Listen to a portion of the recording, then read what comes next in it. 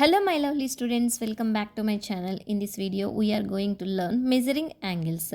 Chapter 2, lines and angles. 2.9 measuring angles. Let's start. We have seen how to compare two angles, but can we actually quantify how big an angle is using a number without having to compare it to another angle? When we compare two angles, we need to measure them using a specific unit, just like measuring the length of lines in centimeters. Here I am drawing one line that is 4 centimeter and next line that is 6 centimeter. 4 centimeter line is small and 6 centimeter line is big. What is the difference here? 6 minus 4 is 2 centimeters.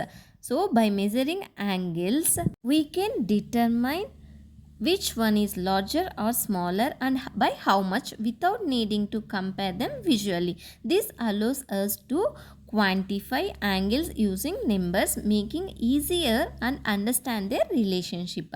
Here the one full circle is there. The concept here is that angles can be measured using a circle, typically by dividing the circle into 360 degrees.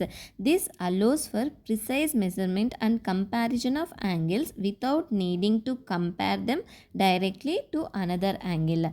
The angle measure of each of this unit part is 1 degree, which is written as 1 degree. This unit part is used to assign measure to any angle. The measure of an angle is the number of 1 degree unit parts it contains inside it. For example, if you see that figure, we have 30 units. It contains 30 units of 1 degree angle. So we say that it angle measures is 30 degrees.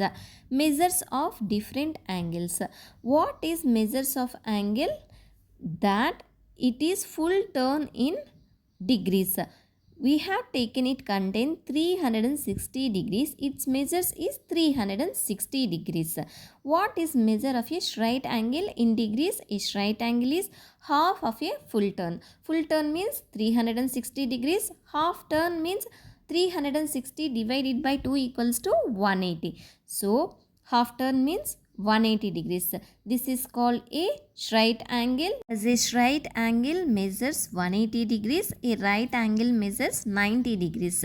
Straight angle half is right angle. That means 180 divided by 2 equals to 90 degrees. So finally, we know that full turn equals to 360 degrees. 360 divided by 2 equals to 180 degrees, that is the straight angle. Straight angle half 180 divided by 2 equals to 90 degrees. In straight angles we will get two right angles, one 90 degree right angle, another 90 degree right angle. There is a pinch of history that how we got an idea of dividing a circle into 360 degrees. The circle was divided into 360 parts in ancient times.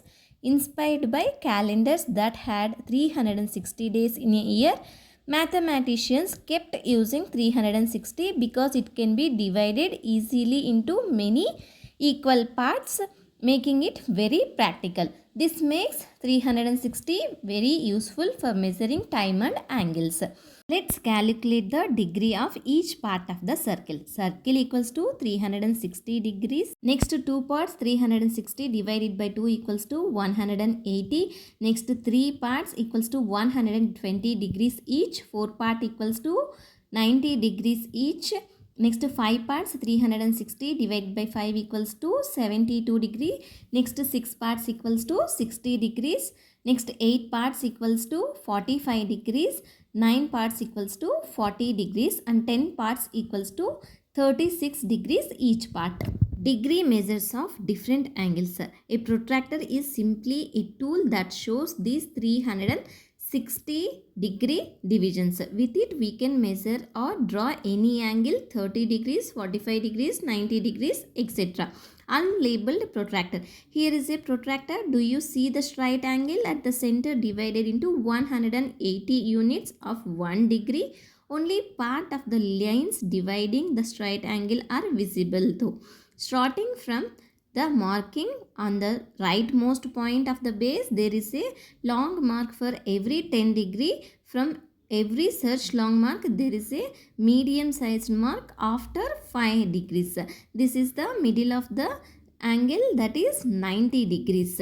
I hope you understand what is measuring angles, how to divide circle into 360 parts, labeled protractor and unlabeled protractor. If you have any doubts regarding these topics, please ask me in the comment section. If you like this video, please don't forget to like, share and subscribe for more videos. See you in the next video.